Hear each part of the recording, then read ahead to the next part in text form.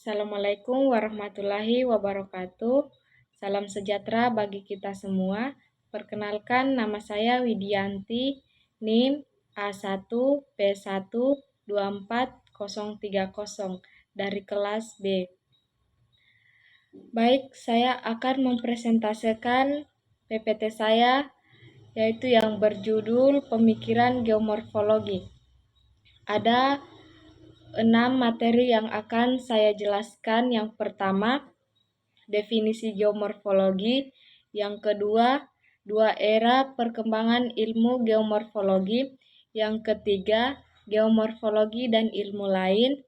Yang keempat, bentuk lahan wadah bagi ekosistem. Yang kelima, kedudukan geomorfologi dalam geografi. Yang keenam, peran geografi. Latar belakang geomorfologi. Geomorfologi adalah cabang ilmu geografi yang mempelajari bentuk permukaan bumi dan proses-proses yang membentuknya. Latar belakang geomorfologi mencakup berbagai fenomena alam seperti pegunungan, lembah, sungai, dan dataran tinggi yang terbentuk melalui proses-proses geologis dan klimatologis selama jutaan tahun. Proses-proses ini meliputi erosi, sedimentasi, aktivitas vulkanik, dan tektonik lempeng yang terus-menerus mengubah lanskap bumi. Pengetahuan geomorfologi. Tentang ilmu geomorfologi sangat penting dalam berbagai bidang, termaksud mitigasi bencana, perencanaan pembangunan, dan pelestarian lingkungan. Rumusan masalahnya, bagaimana pengaruh aktivitas tektonik terhadap pembentukan pegunungan di wilayah tertentu, dan apa saja faktor yang mempengaruhi tingkat erosi di daerah pantai. Tujuan geomorfologi adalah untuk memahami dan menjelaskan bentuk permukaan bumi serta proses-proses yang mengubahnya. Ilmu ini mempelajari berbagai fitur geografi seperti gunung, lembah, sungai, dan pantai, serta faktor-faktor yang mempengaruhi pembentukannya, termaksud aktivitas tektonik, erosi, sedimentasi, dan aktivitas manusia. Dengan memahami dinamika ini, geomorfologi membantu dalam perencanaan penggunaan lahan, mitigasi bencana alam seperti tanah longsor dan banjir, serta konservasi lingkungan. Materi 1 yaitu definisi geomorfologi.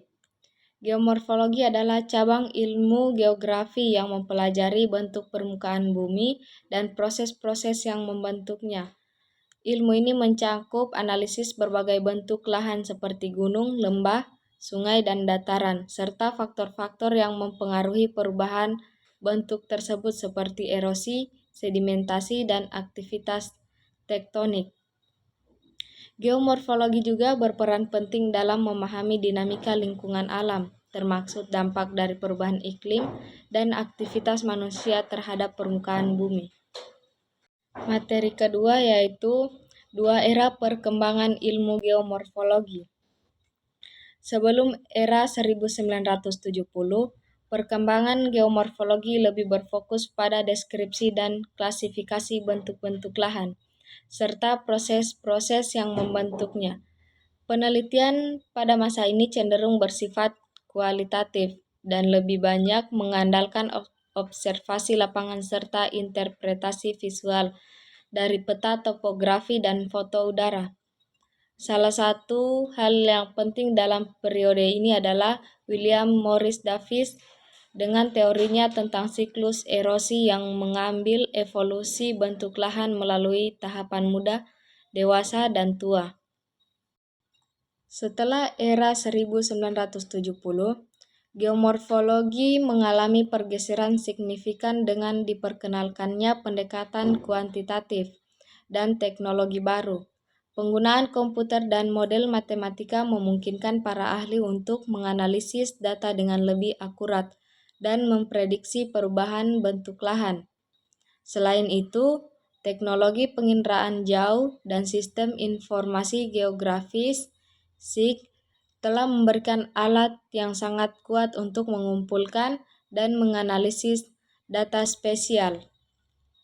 Materi yang ketiga yaitu geomorfologi dan ilmu lain.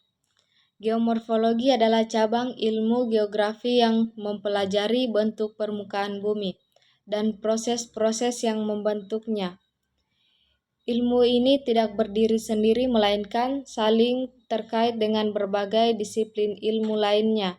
Misalnya, geomorfologi berhubungan erat dengan geologi dalam memahami struktur dan komposisi batuan yang membentuk permukaan bumi. Selain itu, geomorfologi juga berkaitan dengan hidrologi dalam mempelajari aliran air dan erosi, serta klimatologi dalam menelaah pengaruh iklim terhadap pelapukan dan permukaan tanah. Ilmu ini juga bersinggungan dengan ekologi dan memahami interaksi antara bentuk lahan dan kehidupan tumbuhan serta hewan. Dengan demikian, geomorfologi merupakan ilmu yang interdisipliner, memanfaatkan pengetahuan dari berbagai bidang untuk mengungkapkan dinamika dari evolusi permukaan bumi. Materi yang keempat yaitu kedudukan geomorfologi dalam geografi. Kedudukan geomorfologi dalam geografi adalah sangat penting karena ia merupakan cabang ilmu yang mengkaji bentuk muka bumi dan proses-proses yang membentuk serta mengubahnya.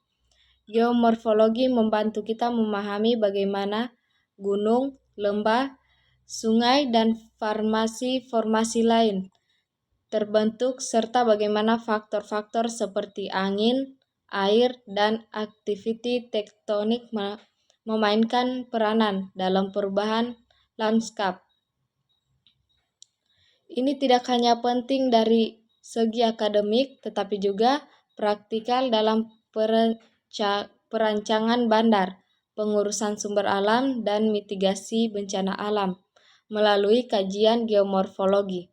Ahli geografi boleh meramalkan perubahan lanskap masa depan dan mengambil langkah-langkah yang perlu untuk menjaga kesejahteraan manusia dan alam sekitarnya. Materi yang kelima yaitu bahan wadah bagi ekosistem.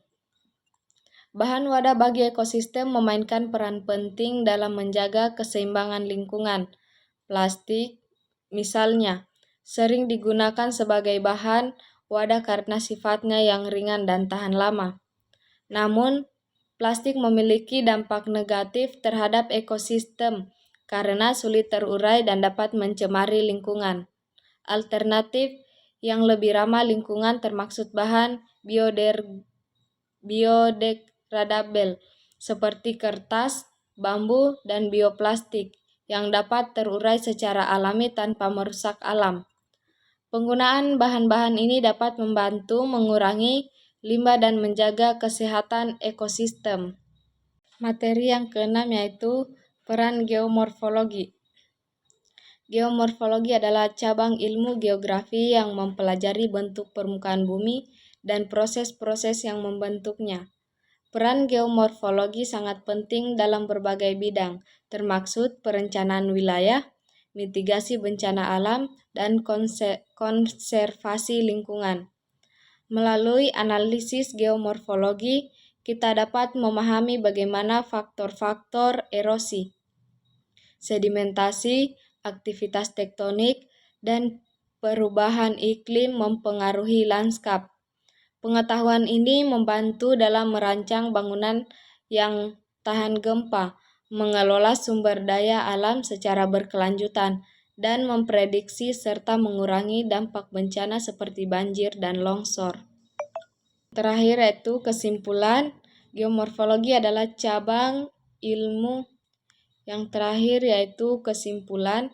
Kesimpulan dari studi geomorfologi dapat mencakup pemahaman tentang bagaimana berbagai fitur seperti gunung, lembah, sungai, dan bukit terbentuk dan berubah seiring waktu.